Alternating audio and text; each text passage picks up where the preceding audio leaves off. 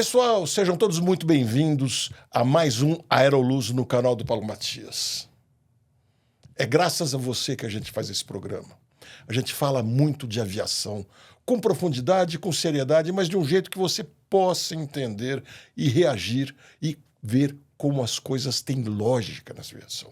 Nada é feito por acaso.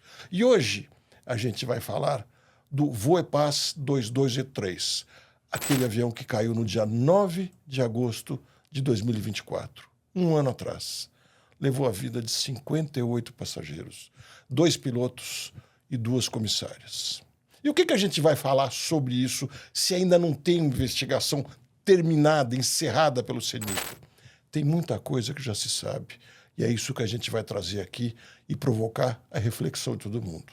Então a gente vai começar tentando entender o que causou a queda do avião.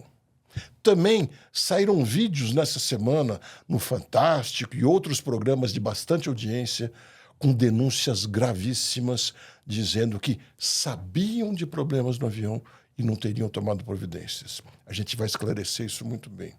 E, por fim, o que falou o piloto logo antes do acidente? O que conversaram eles? O que conversaram com os controladores?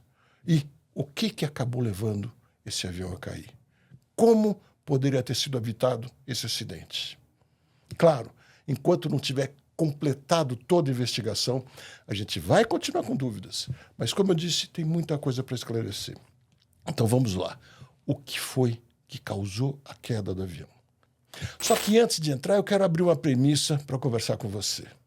Separar culpa de causa. A gente está muito acostumado a querer entender quem foram os culpados. Pune eles, dá tudo por resolvido e os problemas se repetem. Isso é muito comum aqui no chão. Causa é um conjunto de coisas que leva um acidente ou até um crime ou qualquer coisa a vir a acontecer. Todos os eventos têm muitas causas e a gente vai discutir aquelas causas que a gente já sabe um pouco melhor. Tá?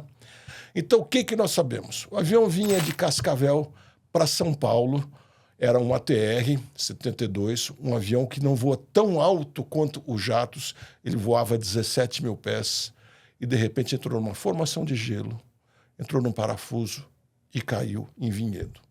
A primeira pergunta que muita gente faz é: o que esse cara estava fazendo em Vinhedo?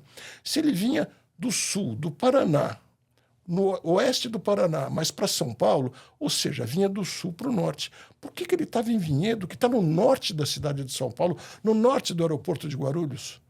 Então, você vai ver aqui, eu vou te mostrar o desenho, inclusive, da chegada padrão que os aviões têm que fazer. Todos vêm para pousar numa mesma pista. Um vem do norte, outro vem de oeste, outro vem de noroeste, outro do sul, e eles têm que se alinhar um atrás do outro em fila, mantendo uma separação de coisa de 1 minuto. Então a chegada normal para ele era uma que passava sobre Sorocaba, aí ia em direção a Itu. Eles não ficam olhando para cidades, mas esse é o caminho que ele tinha que fazer. Depois de Itu, ele iria para quase Viracopos, passando justamente sobre Vinhedo e virando mais ou menos na altura de Bragança, para daí se alinhar em direção ao Pico do Jaraguá e, finalmente, virar à esquerda e pousar em Guarulhos. Assim eles vão se organizando em fila. Então, ele estar lá era uma coisa absolutamente normal. E aí, quando chegou nessa altura, em Itu principalmente, naquela região, a formação de gelo era bem mais severa.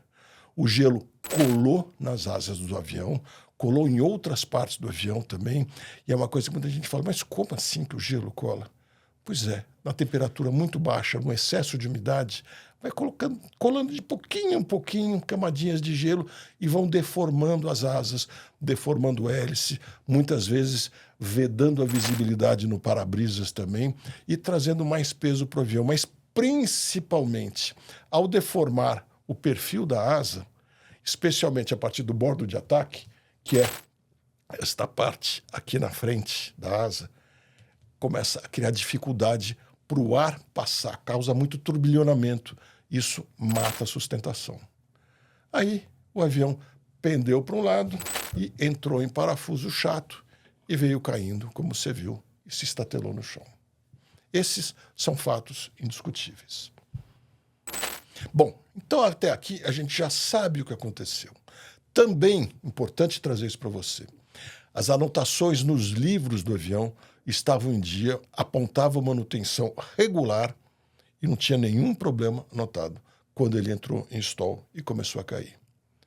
Ué, mas não deu no Fantástico, no Domingo Espetacular e em outros programas que houve sonegação de informação, que um piloto teria dito e não escrito que o avião tinha problemas justamente no antigelo, mas ele não reportaria porque assim ele poderia ser punido e a pressão na companhia era muito grande?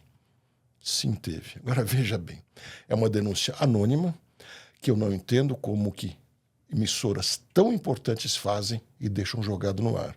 Porque a aviação é muito mais sério que isso.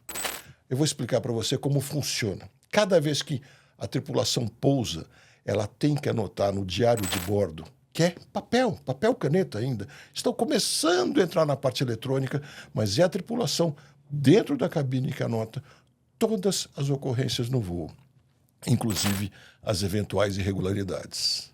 Não existe essa coisa de comandante falar verbalmente para mecânico que teve algum problema e mecânico também não escrever e ficar inquietos.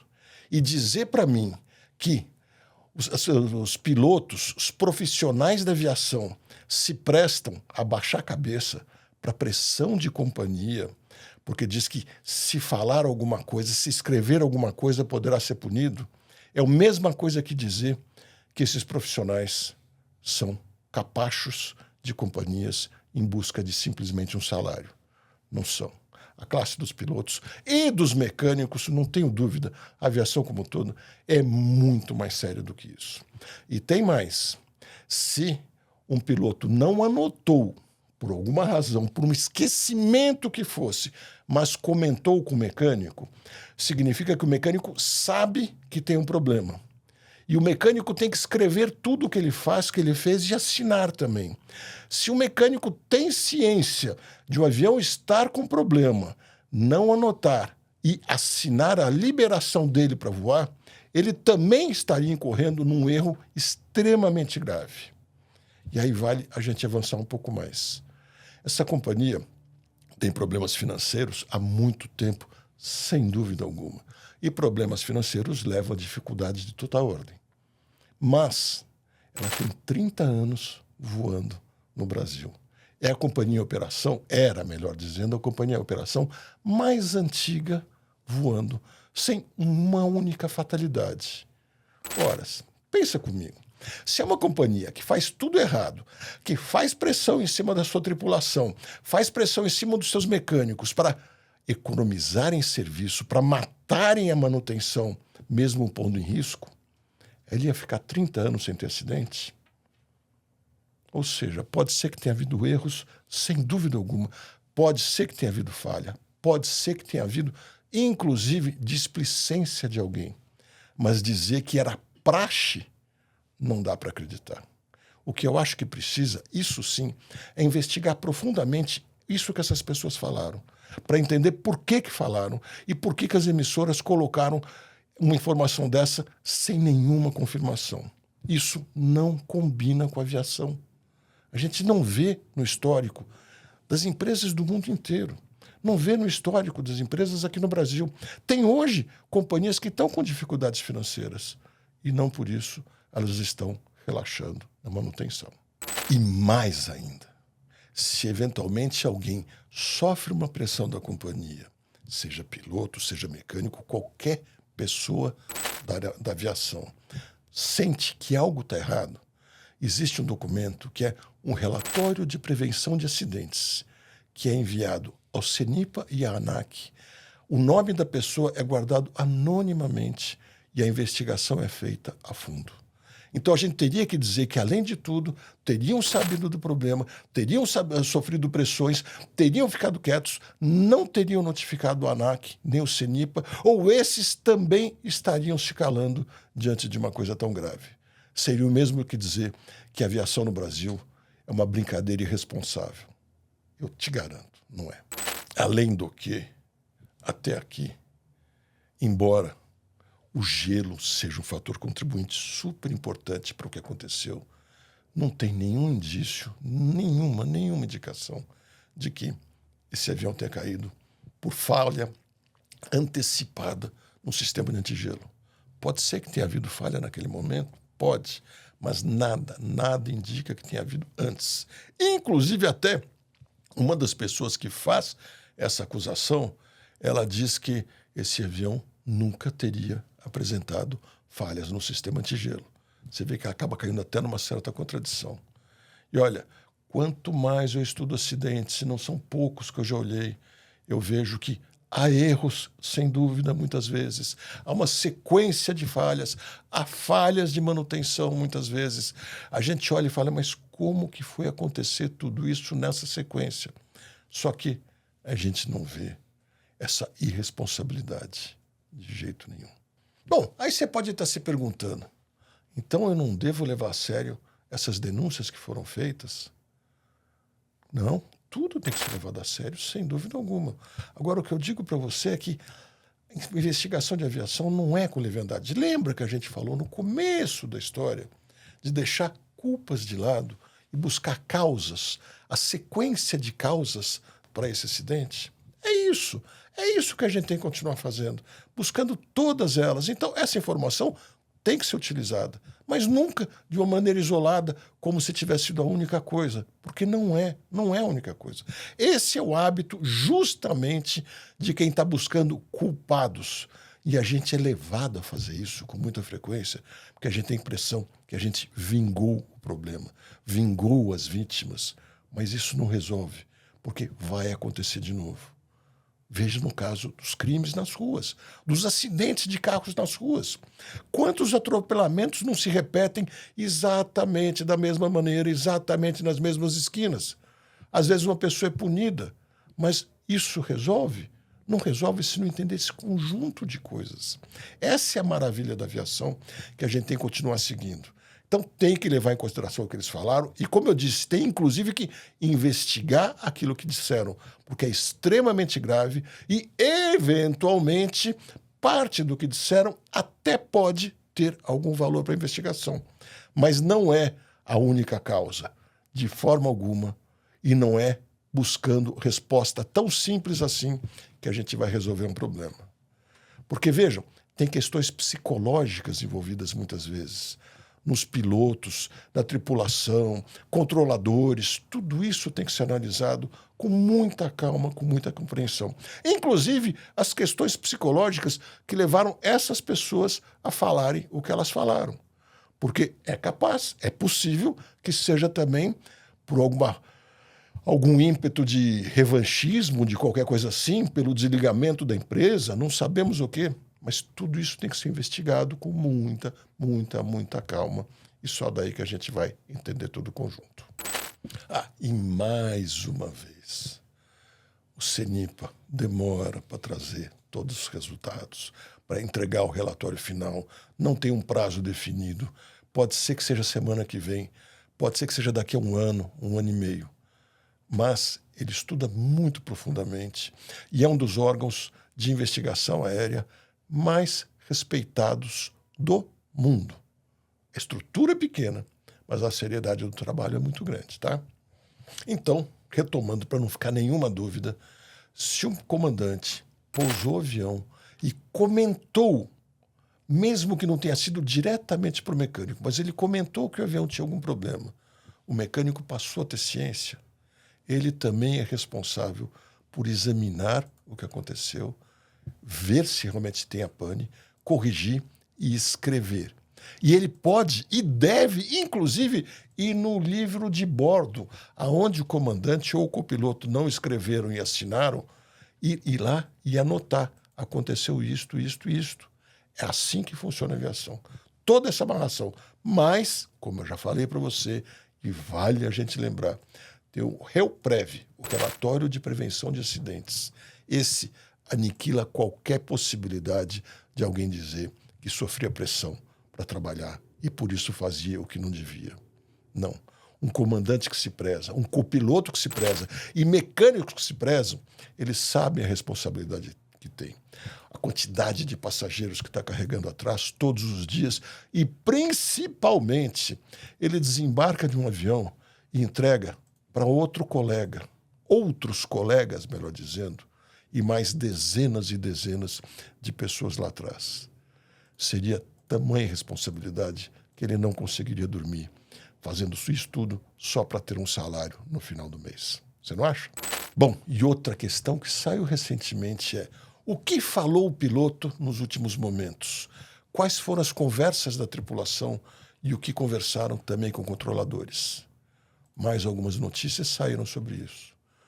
Uma delas que a gente sabe, ainda antes de decolar de Cascavel, o avião que tinha saído com essa mesma tripulação de São Paulo para Cascavel naquela manhã, um dos pilotos ligou para sua família e disse: a viagem foi com bastante turbulência, 90% do tempo turbulência, 90% gelo, bastante mesmo, nem deu para comer direito, mas deu para tomar um cafezinho, a gente conversou bastante e tudo correu muito bem.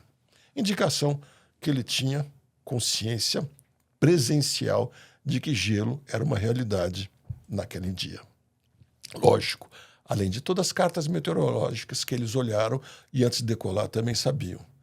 E mais, os controladores do controle São Paulo, que é por onde ele estava passando, também sabiam, porque aviões que passaram antes, da TAM, da Gol e, se não me engano, até da Azul, reportaram gelo moderado, gelo severo, gelo por bastante tempo, justamente naquela região mais ou menos entre Sorocaba e Bragança Paulista, que era o caminho dele, como você já viu no início do vídeo, dando aquela volta que não era estar perdido de forma alguma, e sim seguindo a sequência para poder se alinhar um atrás do outro e pousarem em Guarulhos. Então todos sabiam. Aí quando estavam chegando naquela posição que eu mostrei para você, próximo de Sorocaba, começaram a entrar na área de gelo de novo. Estavam a 17 mil pés. O gelo reportado foi a 19 mil, isso não quer dizer que não tivesse 17 mil. Não se sabe se eles ouviram as tripulações da frente dizendo que havia gelo, porque os pilotos vão trocando de frequência de rádio conforme vão chegando em certas regiões. Então pode ser que eles estivessem em outra frequência, muito provavelmente, antes de chegar lá e não tenha ouvido os relatos. Mas ele sabia que era uma região de gelo e a controladora que estava fazendo o trabalho muito bem feito, direito, como ela é treinada, também sabia. Aí ele vem, se aproxima, chega naquela área de gelo mais intenso. E aí tem um ponto que é bastante importante prestar atenção, e eu vou trazer para você a conversa entre os pilotos e o controle São Paulo, para a gente começar a entender ainda melhor isso. Passageiro 2283, por gentileza, chame controle São Paulo na frequência 13575.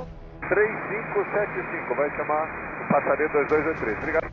São Paulo, passageiro 2283. Passageiro 2283, grato pela gentileza, mantenha nível 170. 170 vai manter, não por isso, senhora. Tchau de descida, passageiro 2283. Passageiro 2283, mantenha nível 170.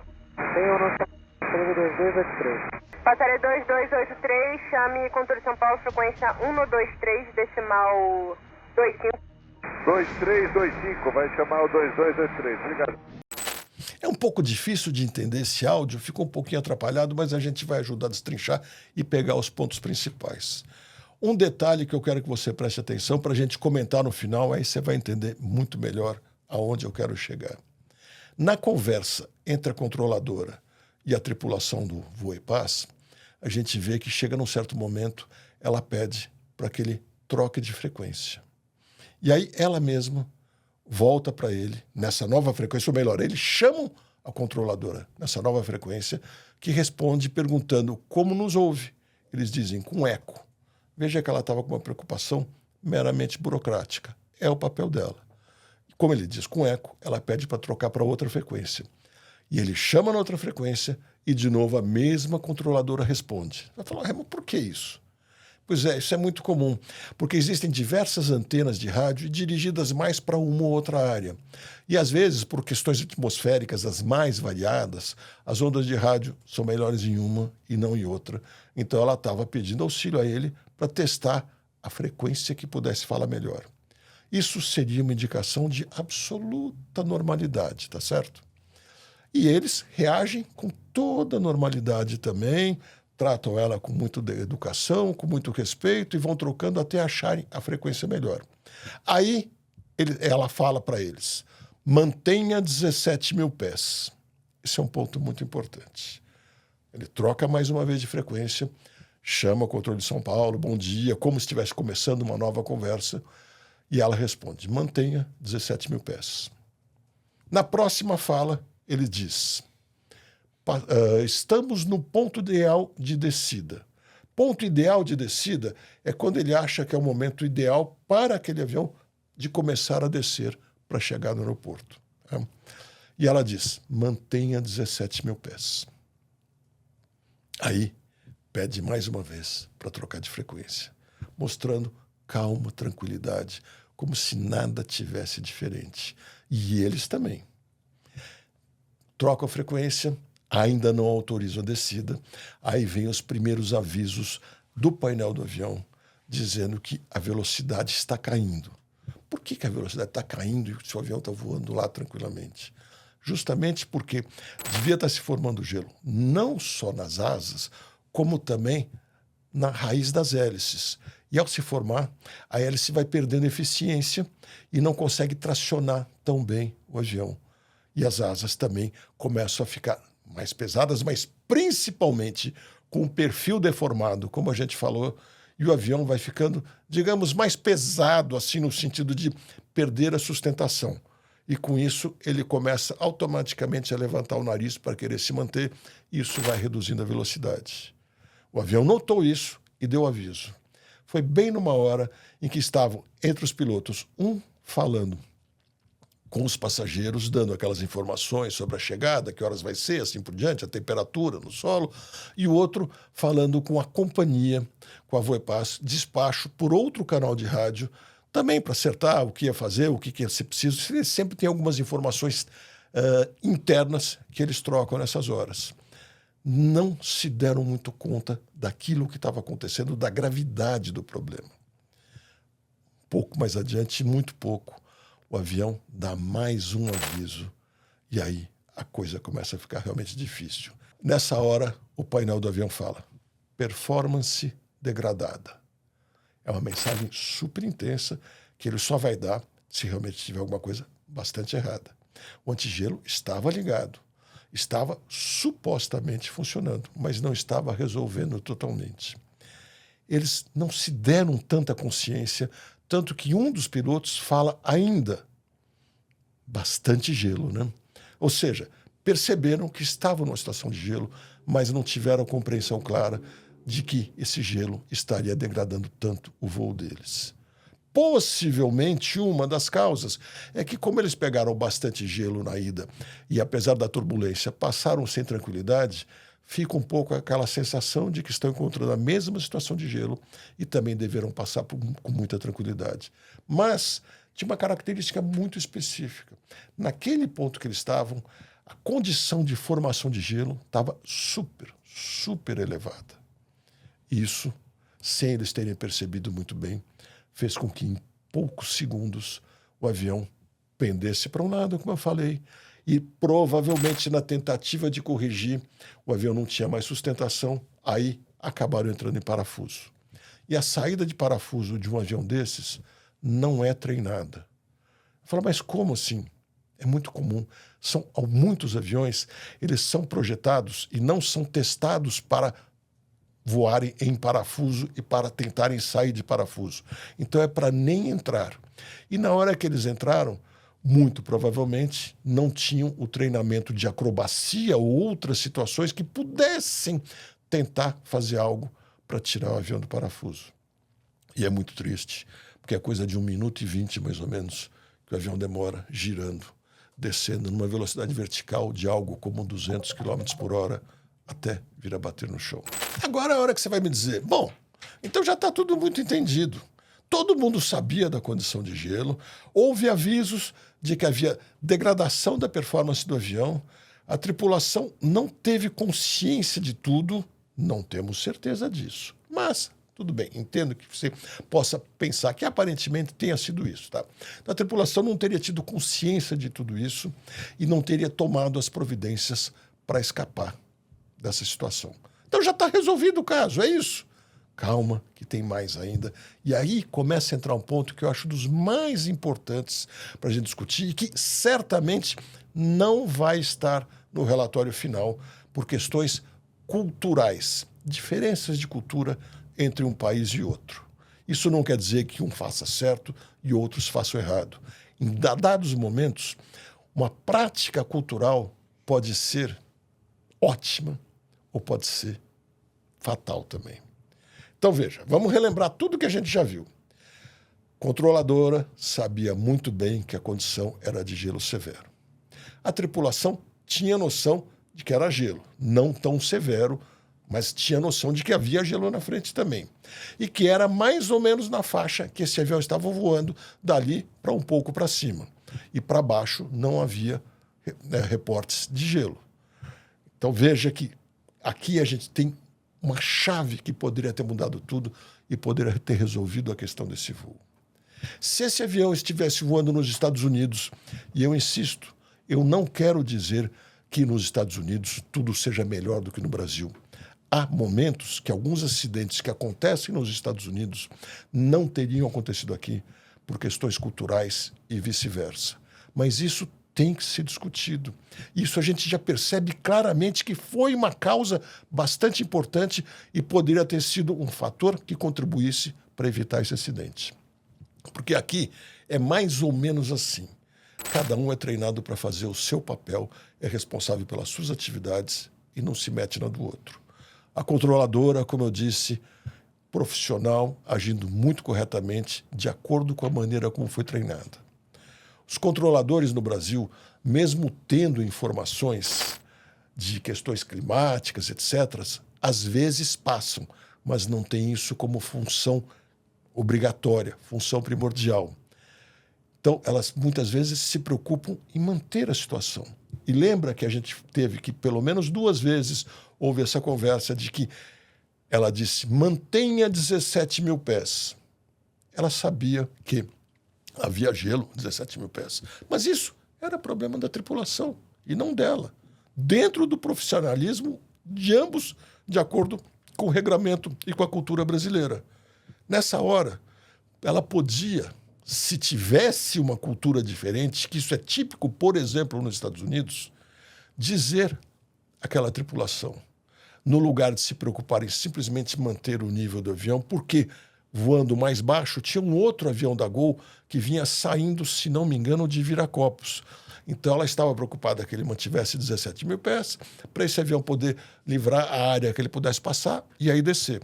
Mas poderia, não deveria, porque não foi treinado assim, poderia muito bem ter desviado um pouco esse avião da Gol e dito para o avião da Voepaz, tem gelo severo à sua frente.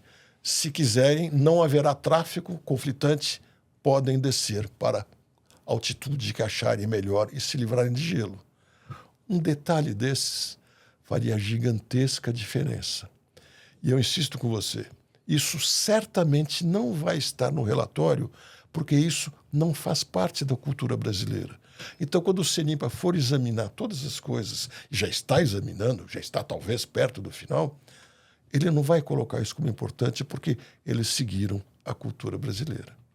Mas, se fosse na cultura dos americanos, que sempre se mostram muito conectados com a situação que possa estar sendo vivida pela tripulação no avião, eles trariam certamente essa recomendação, essa questão e essa pergunta. E a possibilidade de que a tripulação dissesse sim, com muito prazer, vamos descer, seria muito maior. A cultura é tão enraizada aqui no Brasil que quando uma tripulação se vê diante de uma formação indesejável, porque sabe que vai ter turbulência e muita incomodidade e deve ser evitada, pede autorização para desviar.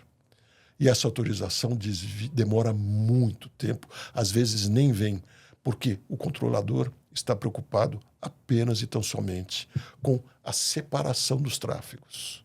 Eu insisto, não faço nenhuma crítica aos controladores, nem mesmo à cultura brasileira, que é um dos fatores contribuintes para esse acidente, muito provavelmente. Mas sim, esse que é o ponto. Vamos discutir esse assunto e pensar se vale rever essa cultura, mesmo sabendo que, ao rever, eventualmente, num dia, poderão convidar uma tripulação, oferecer a uma tripulação que tome uma atitude que também não fosse a melhor. Para mim, no meu entender, quanto mais opções eu tiver enquanto estou dentro da cabine, muito melhor, muito mais segura a minha escolha. Porque, olha, a ansiedade que muitas vezes a gente fica, porque a gente quer desviar de uma formação e a autorização demora, é muito grande. Tanto é que diversas tripulações já têm adotado um procedimento diferente aqui no Brasil. De dizer, estou desviando tantos graus à direita ou à esquerda por causa de formação. Passa a informação de que já está tomando a providência e transfere ao controlador a responsabilidade de manter a separação de tráfegos da maneira que ele achar melhor. Isso faz sentido também. Lógico, quando realmente for preciso.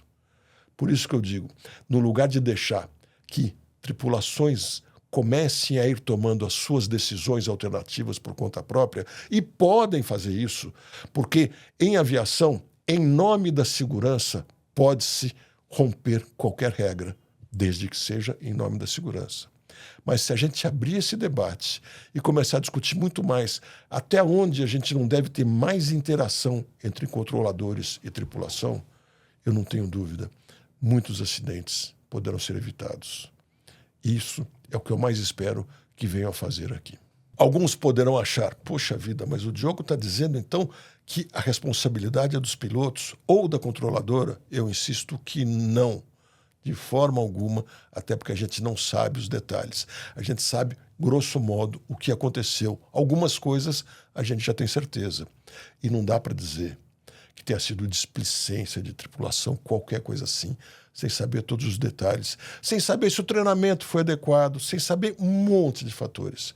O que a gente busca aqui é discutir causas. E eu procurei trazer para você aquela causa que me parece bastante importante e que muito provavelmente não viria a ser discutida. E olha, se você gostou desse programa, deixa aqui a sua sugestão. Quais outros casos você quer ouvir? Que assuntos sobre aviação você quer conversar com a gente? Deixe seu comentário, chame seus amigos para participar, porque a semana que vem tem mais Aeroluz aqui no canal do Paulo Matias. Até lá!